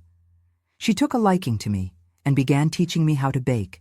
First, simple cookies, then more complex cakes and pies. "Baking is therapy, child," she'd say, her dark hands deftly kneading dough or folding batter. "When the world's been cruel, there's something healing about creating something sweet from scratch." She was right. In her kitchen, with the scent of vanilla and cinnamon surrounding me, I found moments of peace. The precise measurements, the physical work of mixing and kneading, the transformation of simple ingredients into something beautiful and nourishing. It became a metaphor for my own healing process. By spring, I was spending every Saturday morning at Mrs. Washington's, learning her recipes and, more importantly, absorbing her wisdom. "You've got old eyes in a young face," she told me once. "Someone hurt you bad, didn't they?" I nodded, unable to speak. "Thought so," she said, not pressing for details. "Well, hurt's like yeast. It can make you rise up stronger, or it can make you collapse if you don't work it right. Seems to me you're rising just fine." As March turned to April and the azaleas bloomed all over Mobile, I received a letter from Betty with news from Selma. Pastor Williams had been sentenced to 15 years in prison. Our old church had a new pastor, a younger man with progressive ideas about racial equality and women's roles in the church. Several families, including Betty's, had begun attending a different denomination altogether. "Mom says the whole town has changed," Betty wrote. "People are talking more openly about things that used to be swept under the rug. And there's a new rule that no adult can be alone with children in any church building. They have to always have at least 2 adults present. Mom says it's because of what happened to you and the others." I showed the letter to my father, who read it with a thoughtful expression. "You made a difference, Marianne," he said, echoing Mrs. Jenkins's words from months before. "Your courage changed things." I didn't feel courageous, I admitted. I was terrified most of the time. "That's what real courage is," he said, putting an arm around my shoulders. Being scared but doing the right thing anyway. For the first time since that horrible day in the church office, I felt a flicker of pride. Not happiness, I wouldn't go that far, but a sense that perhaps my suffering hadn't been entirely in vain, that something good could come from something so terrible. That night, I dreamed not of Pastor Williams or the church, but of Mrs. Washington's kitchen, of kneading bread dough with confident hands, of creating something nourishing from raw ingredients, of rising, not collapsing. In the morning, I woke with the scent of baking bread seemingly still in my nostrils, though our kitchen was empty. A thought formed, clear and unexpected. I knew what I wanted to do with my life. I wanted to bake, to create, to nourish, to transform simple ingredients into something that brought comfort and joy. It would be years before that dream became reality, years of healing and learning and growing. But that morning in Mobile, with the Gulf breeze coming through my bedroom window and the sound of my mother humming in the garden below, I felt the first real stirring of hope for the future. The worst was behind me. I had survived. And somewhere ahead, beyond the pain and the healing, lay a life I could build with my own hands, as surely as Mrs. Washington built her perfect pecan pies. The years after we moved to Mobile were a time of slow healing and rebuilding. By 1970, I was 15 years old, still carrying the scars of what had happened in Selma, but learning to live with them. My relationship with my mother remained complicated. Some days, we'd connect over simple things, cooking together in the kitchen or planting flowers in the garden. Other days, the ghost of what had happened in Selma would rise between us, and we'd move around each other like strangers sharing a house. My father became my rock. His quiet strength gave me something to lean on during the darkest times. He never pushed me to talk about the past, but he was always there when I needed him. On my 16th birthday, he gave me a small recipe book filled with handwritten cake and pie recipes. "Mrs. Washington says you have a gift for baking," he said, awkwardly patting my shoulder. "Thought you might like to have some recipes of your own." It was the perfect gift, practical but thoughtful, acknowledging my growing passion for baking without making a big fuss about it. That was my father's way. Throughout high school, I continued learning from Mrs. Washington, spending most weekends in her kitchen. She became a second mother to me in many ways, offering the kind of unconditional acceptance my own mother struggled to provide. Her kitchen was my sanctuary, a place where I could create something good and pure with my hands, where the memories of Selma couldn't reach me. "You got healing in your hands, child," Mrs. Washington would say as she watched me knead bread dough or carefully frost a cake. "Some people bake with their heads, following recipes to the letter, but you bake with your heart. That's a gift." In 1973, when I was 18, I graduated from high school with decent but not spectacular grades. College wasn't really discussed in our home. It wasn't common for girls in our circle to pursue higher education back then. Instead, I got a job at a local bakery, starting as a counter girl, but quickly moving to the kitchen when the owner discovered my baking skills. That same year, I received a letter from Betty Jenkins. We'd kept in touch over the years, writing less frequently as we grew older and our lives diverged, but still maintaining our special bond. Her letter contained shocking news. Pastor Williams had been released from prison after serving only 8 years of his 15-year sentence. "Mom says it's because of overcrowding and good behavior," Betty wrote. "Some people in town are actually welcoming him back, saying he's paid his debt to society and found Jesus in prison. Others are furious. There's talk of him starting a new church in a neighboring county. I thought you should know." The news hit me like a physical blow. I'd somehow imagined he would stay locked away forever, that the prison walls would permanently separate him from other potential victims. The thought of him free, possibly in a position of authority again, made me physically ill. I showed the letter to my father, who read it with a grim expression. "He can't hurt you anymore," he reminded me, his voice gentle but firm. "You're safe here in Mobile. He has no idea where you are." Logically, I knew my father was right, but logic has little power over trauma. That night, the nightmares that had largely subsided returned in full force. In them, I was still 10 years old, still trapped in that church office, still unable to escape. The next morning, I called in sick to the bakery for the first time ever. I couldn't face people, couldn't put on a smile and serve customers as if my world hadn't been turned upside down again. Instead, I walked to Mrs. Washington's house, needing the comfort of her kitchen. I showed her Betty's letter without explanation. She read it slowly, her eyes narrowing behind her reading glasses. "So that's what happened," she said quietly, setting the letter down on her kitchen table. "I always knew something bad had hurt you, but I never asked what." "I'm sorry I never told you," I said, staring at my hands. "Child, you don't owe your story to anyone," she said firmly. "Not even me. But now that I know, I understand a lot of things better." She got up and began gathering ingredients: flour, sugar, butter, vanilla, placing them on the counter. "What are we making?" I asked, confused by her response. "Pound cake," she said simply. "Sometimes when the world feels like it's falling apart, the best thing you can do is create something solid and sweet." That day, as we baked together in comfortable silence, I realized something important. Pastor Williams might be free, but I didn't have to let that fact imprison me again. I could choose how to respond, how to live my life despite what he had done. "Mrs. Washington," I said, as we waited for the cakes to bake, "I want to open my own bakery someday."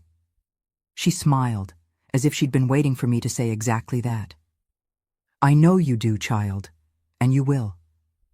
It would take another 7 years before that dream became reality. In those intervening years, I continued working at the bakery, saving every penny I could. I dated occasionally, but nothing serious developed. Intimacy was difficult for me, the ghosts of the past rising up whenever a relationship turned physical. Some men were patient and understanding when I explained I needed to take things slowly. Others weren't. I let those ones go without regret. In 1975, I received word that Pastor Williams had died of a heart attack.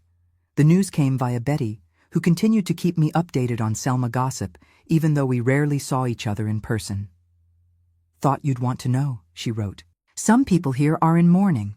Others are saying God finally delivered justice." I felt nothing. No relief, no closure, no satisfaction. Just a hollow emptiness where I thought there would be something more definitive. His death didn't undo what he had done. It didn't heal the scars he had left. It simply removed him from the world where he could no longer hurt anyone else. That same year, my mother was diagnosed with breast cancer.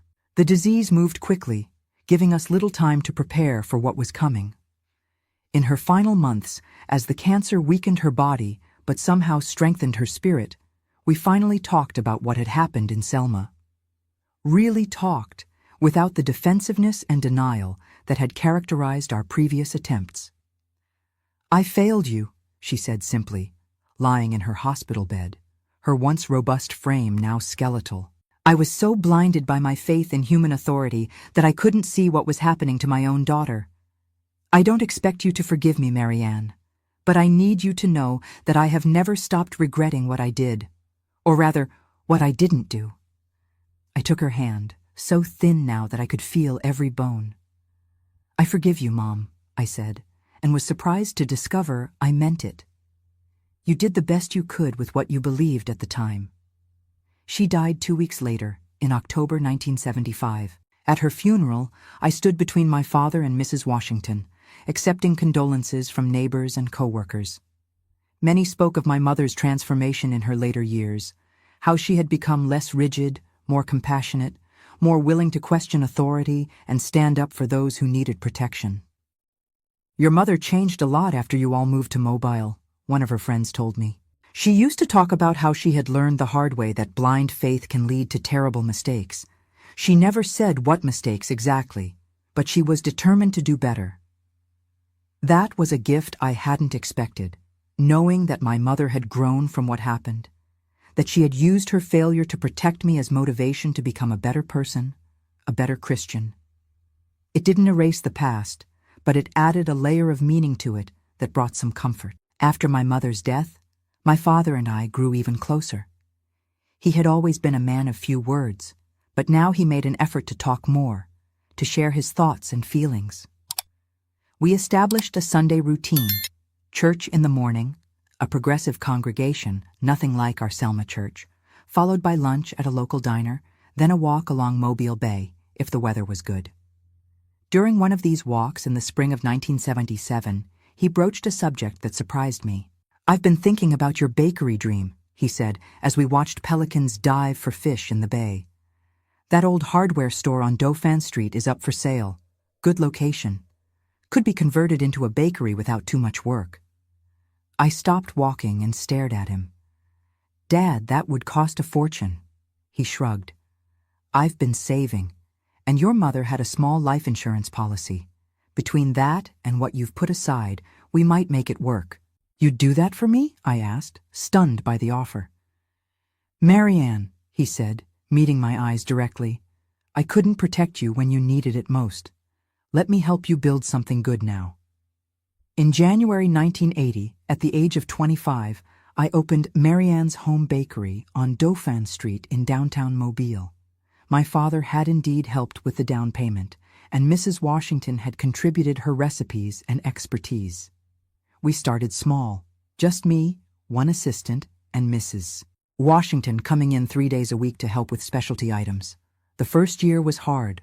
Long hours, thin margins, constant worry about making rent. But word spread about our pies and cakes, baked with real butter and fresh ingredients when many bakeries were switching to cheaper alternatives. By the second year, we were turning a profit. By the third, I had hired 2 more employees and expanded our offerings to include breads and cookies. In 1985, Mrs. Washington passed away peacefully in her sleep at the age of 82. She left me her recipe book, filled with generations of family secrets. To Marianne, her will specified, who bakes with her heart and heals with her hands. I cried for days after her funeral, mourning not just the loss of a mentor, but of someone who had seen me at my most broken and never once treated me as damaged. In her honor, I created a new pie, pecan with a hint of bourbon and dark chocolate, and named it Miss Zilda's Special. It became our bestseller. That same year, at the age of 30, I met James Harrison, a widower with 2 young children who came into the bakery to order a birthday cake for his daughter. He was kind, patient, and possessed a quiet strength that reminded me of my father. After months of cautious dating, I told him about my past in Selma. He listened without judgment, held me when I cried, and promised he would never push me beyond what I was comfortable with. "Some things can't be rushed," he said. "Some wounds need extra time to heal. I'm not going anywhere, Marianne." We married in 1987, when I was 32. His children, Emma and Michael, ages 8 and 10, became my stepchildren, though they quickly just became my children in every way that mattered. I approached motherhood with a fierce protectiveness, born from my own experience, determined that they would always feel safe, always be believed, always know they could come to me with anything. My father lived long enough to walk me down the aisle and to see Emma and Michael call me Mom for the first time. He passed away in 1990 from a stroke, leaving a hole in my life that could never be filled. At his funeral, people I barely knew came up to tell me stories of his kindness, his integrity, his quiet generosity. I learned that he had been anonymously helping other families affected by abuse, connecting them with resources and support groups, all while never speaking of it to me. "Your father was a man who learned from his mistakes," his pastor said during the eulogy. "He turned regret into action, pain into purpose. There's no greater legacy than that." By the time I turned 40 in 1995, My life had taken shape in ways I could never have imagined as that frightened 10-year-old in Selma. I had a successful business, a loving husband, 2 children who brought me joy, and a hard-won peace with my past. The nightmares still came occasionally, especially during times of stress, but they no longer controlled me.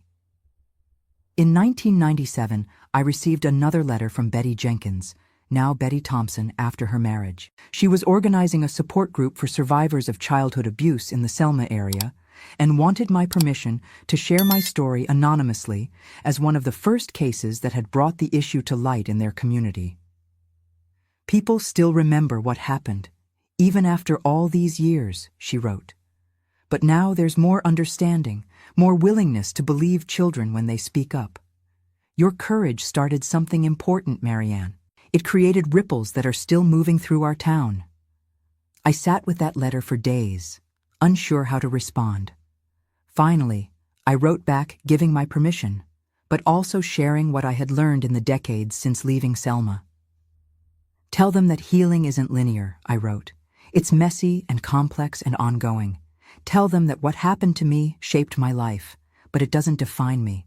And most importantly, tell them that even from the darkest experiences, it's possible to create something good and sweet and nourishing. Not despite the darkness, but sometimes because of what we learn by finding our way through it. As the new millennium approached, I found myself thinking more about legacy, about the meaning we make from our experiences. The bakery was thriving, now with 10 employees and a reputation that extended beyond mobile. Emma was in college, studying psychology, inspired partly by what she knew of my history. Michael was working alongside me in the bakery, showing a gift for creating new recipes that rivaled my own. In 2000, at the age of 45, I made a decision that surprised even me. I started a small program at the bakery, offering free baking classes to women who had experienced trauma. It wasn't therapy, I wasn't qualified for that, but it was a space where women could experience the same healing I had found in Mrs. Washington's kitchen years before. Baking is about transformation, I would tell them, taking separate ingredients that don't seem special on their own and combining them to create something new and wonderful. Sometimes our hardest experiences are like that too. They can become ingredients in a life that turns out more beautiful and meaningful than we ever imagined possible. The program grew slowly but steadily. Some women came for a few classes and moved on. Others became regular participants, eventually moving into paid positions at the bakery. I never required them to share their stories. Some did, some didn't. But I shared mine, hoping it might help them see a path forward. By 2010, when I was 55, what had started as informal classes had evolved into a registered nonprofit called Rising Dough, with programs in 3 locations across Mobile. We partnered with local shelters and support groups, offering not just baking skills, but a community of understanding, a place where women could experience the power of creating something with their own hands while they rebuilt their lives. In all those years, I never returned to Selma. I kept in touch with Betty, exchanged Christmas cards with a few old neighbors, but I couldn't bring myself to physically revisit the place where my childhood had ended so abruptly. That changed in 2014, when I received an invitation to speak at a conference on childhood trauma and resilience, hosted by the University in Montgomery, just 40 miles from Selma. My husband James encouraged me to accept. "Maybe it's time," he said gently. "Maybe closing that circle would bring something you don't even know you need." After much thought, I agreed. The conference was scheduled for April, and as the date approached, I decided to extend our trip to include a day in Selma itself. Betty, now a grandmother and retired school counselor, offered to show us around. The Selma I returned to at age 59 was both familiar and foreign. Some streets looked exactly as I remembered them, frozen in time. Others had changed beyond recognition. The old church was still there, though it had been renovated and expanded. I stood across the street, looking at it for a long time, surprised by how small it seemed compared to the looming presence it had occupied in my memory. "Do you want to go inside?" Betty asked. I shook my head. "No, there's nothing for me in there anymore." Instead, we drove to the cemetery where my mother was buried. I hadn't been able to attend her funeral, still too young and traumatized to face returning to Selma at the time. My father had made the trip alone, overseeing the burial before returning to Mobile. Standing at her grave, with James holding my hand, I felt a complex mix of emotions: sadness for all she had missed in my life, regret for the relationship we might have had under different circumstances, but also gratitude for the ways she had tried to make amends in her later years. "I forgive you, Mom," I whispered again, though I had spoken those words to her before she died. "And I hope you've forgiven me too, for not being the daughter you expected." As we were leaving the cemetery, Betty pointed out another grave some distance away. "He's over there," she said quietly. "Pastor Williams." I looked in the direction she indicated, but made no move to go closer. "Do you want to see it?" she asked. "No," I said, surprising myself with how certain I felt. "He's already taken enough of my time and energy. I don't need to give him any more." That evening, Betty hosted a small gathering at her home. A few people from our childhood who had stood by me, who had believed me when it wasn't easy to do so. We reminisced about good memories, carefully avoiding the painful ones, though they hung in the air around us, acknowledged but not dwelled upon. As I looked around at these people who had been part of my earliest years, I realized something important. Selma wasn't just the place where I had been hurt. It was also the place where I had first been believed, first been defended, first learned that speaking truth could lead to protection and justice, however imperfect. "Thank you," I said to the small group as the evening wound down, "for believing a child when it would have been easier not to, for standing up against someone powerful when it cost you friendships, and standing in the community. What you did mattered. It still matters." The next day, I spoke at the conference in Montgomery. I had given similar talks before in Mobile, but never to such a large audience, never so close to where the events had occurred. As I looked out at the faces, counselors, teachers, medical professionals, law enforcement, I told my story not as a victim seeking sympathy, but as a survivor offering hope. "The trauma I experienced didn't end when I left Selma," I told them. "It didn't end when my abuser went to prison, or even when he died. Healing from childhood trauma isn't about erasing what happened. It's about integrating it into your life story in a way that allows you to move forward with purpose." I spoke about my bakery, about rising dough, about the healing power of creating something with your hands. I spoke about Mrs. Washington and her pound cake philosophy, about my father's quiet redemption, about Betty's unwavering friendship. "The people who hurt us shape our lives," I concluded. "But so do the people who help us heal. In the end, I choose to give more power to the healers than to the hurters." That's not forgetting. It's reclaiming. After the talk, a young woman approached me, her eyes red from crying. "I'm a pastor's daughter," she said quietly. "And what you described, it happened to me too. I've never told anyone. I thought God would punish me if I did." I took her hands in mine, feeling the weight of responsibility in that moment. "God doesn't punish children for telling the truth," I said firmly. "People do that, not God." She nodded, tears streaming down her face. How did you make a good life after something like that?" "One day at a time," I told her honestly, "with help, with purpose, and by remembering that what happened to you is part of your story. But it doesn't have to be the ending." I gave her my card, with the rising dough information on it. "If you ever find yourself in Mobile, come by. We'll bake something together." That night, in our hotel room, James held me as I cried.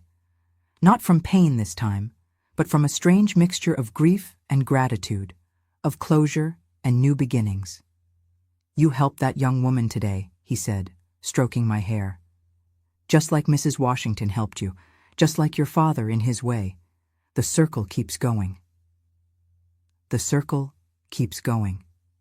Those words stayed with me as we drove back to Mobile the next day, leaving Selma behind once more, but this time by choice rather than necessity. The trauma that began in that small Alabama town would always be part of me, a thread in the tapestry of my life. But it was no longer the dominant color, no longer the pattern that defined the whole. As we crossed the city limits into Mobile, I felt something settle inside me, not the false peace of forgetting, but the earned tranquility of acceptance. This was home now.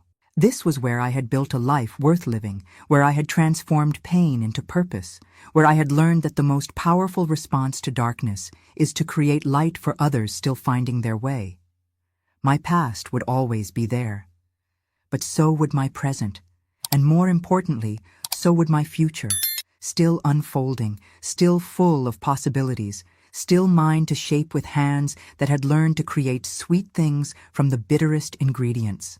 Today, at 72 years old, I sit on my front porch in Mobile, watching the Alabama sunset paint the sky in shades of orange and pink. My hands, still strong from decades of kneading dough, rest in my lap. Time has left its marks on these hands, spots and wrinkles, the slight curve of arthritis in the joints, but they're good hands, capable hands, hands that have created rather than destroyed. Looking back over my life, I can see how the worst thing that ever happened to me became, strangely, the foundation for much of what I later built. That doesn't make what Pastor Williams did right. It will never be right. The trauma he inflicted changed me forever, altering the trajectory of my childhood and sending ripples through my entire life. But somewhere along the way, I made a choice. I chose not to let his actions define me. I chose to build something good from the rubble he left behind. Not immediately. Healing took decades, not days. But gradually, with help from people like Betty, Mrs. Washington, my father, and later James and our children, I found my way forward. The bakery has been my anchor through it all. There's something fundamentally honest about baking. You put good things in, you get good things out. No tricks, no manipulation, no hidden agenda. Just flour, butter, sugar, and heat, transforming into something that brings comfort and joy.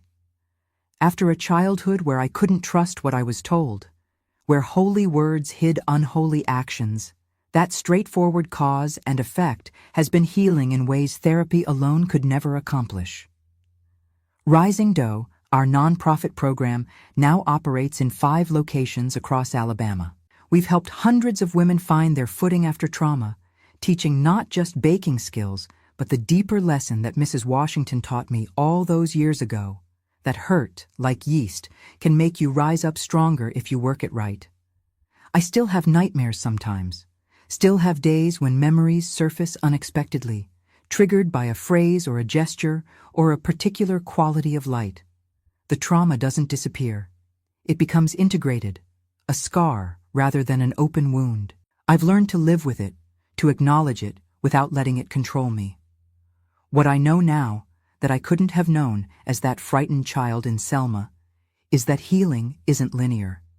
It doesn't move steadily forward in a straight line. It circles back on itself, spirals up and down, sometimes seeming to retreat completely before surging forward again. There have been times in my life when I thought I was over it, only to be blindsided by a flashback or panic attack that showed me how deeply the trauma still lived in my body.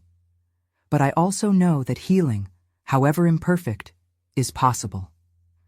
Not through forgetting. I will never forget what happened in that church office. Not through minimizing. What he did was evil, plain and simple. And certainly not through forgiving the unforgivable. Some acts are beyond forgiveness, and that's okay to admit.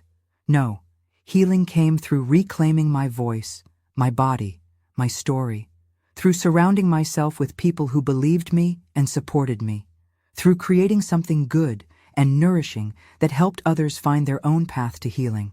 My mother died without ever fully reckoning with her role in what happened. She took steps toward understanding, toward amends, but the journey was cut short by cancer. For years I carried anger toward her for not protecting me, for not believing me when I first tried to tell. That anger was justified, but eventually I realized it was taking up too much space in my heart, space I needed for other things. I survived the lie. and I found peace. If this story touched you, hit subscribe. Let's keep these real voices alive. I forgave her not for her sake. She was long gone, but for mine. Not forgetting or excusing, but acknowledging that she too was a product of her time and faith, her rigid beliefs about authority and gender and childhood. She failed me terribly, but she wasn't a monster, just a deeply flawed human who couldn't see past her own certainties until it was too late. My father, in contrast, found a kind of redemption in his response once he finally understood what was happening. His protection, his belief, his steady support became the foundation I built upon. He couldn't undo what had happened, but he made sure I knew I wasn't alone in facing the aftermath. That made all the difference. I've thought often about the other victims, the 5 children, including me, who were abused by Pastor Williams. We never formed a support group or stayed in touch after the trial. It was too painful, too shameful in that time and place to acknowledge our shared experience. I've wondered over the years what happened to them, how their lives unfolded, whether they found their own paths to healing. I hope they did. I hope they know they weren't alone, weren't to blame, weren't defined by what was done to them.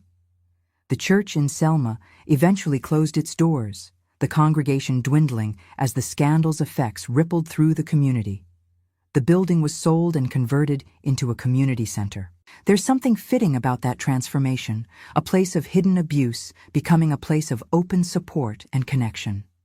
As for me, I've found my peace. Not perfect peace, I don't think such a thing exists this side of heaven, but a workable, everyday peace that allows me to live fully in the present while acknowledging the past. I've found joy in my marriage to James, pride in watching Emma and Michael grow into compassionate adults, satisfaction in the business I built with my own hands, and purpose in helping other survivors find their way. The bakery is in good hands now. Michael runs the day-to-day operations, while I focus on rising dough. The recipes I learned from Mrs. Washington have been passed down, along with my own creations. The tradition continues, the circle unbroken. I've never returned to that white church in Selma, never wanted to. But I've built my own kind of sacred space here in Mobile, in my kitchen, in my bakery, in the community of women who gather to heal through the simple, ancient act of creating food with their hands. If there's one thing I want people to understand from my story, it's this. What happened to me as a child was not my fault. I didn't invite it, deserve it, or cause it in any way. The shame belongs solely to the perpetrator and to the adults who failed to protect me. But what I've done with my life since then, that belongs to me. The business I built, the family I love, the women I've helped. Those are my choices, my accomplishments, my legacy. They say trauma changes the brain, rewires it in fundamental ways. I believe that's true. But I also believe in the brain's remarkable ability to form new pathways, to heal and adapt and grow beyond the damage. It's not about getting over it or putting it behind you. Those phrases minimize the ongoing work of trauma recovery. It's about building a life where the trauma is part of your story, but not its defining chapter. I'm 72 years old now. I've lived far longer with the aftermath of abuse than I did before it happened. I've spent decades processing what happened in that church, understanding how it shaped me, working to heal the wounds it left. I'll never be the person I might have been if Pastor Williams had never entered my life. That alternative version of Marianne Rose Carter is lost to me forever. But I've made peace with who I am, a survivor, a baker, a wife, a mother, a woman who uses her own healing to help others find theirs, and that, when all is said and done, is enough. Now, I have a question for you. Where are you listening from today? Leave a comment below and let me know what part of the world you're in. I'd love to hear from you.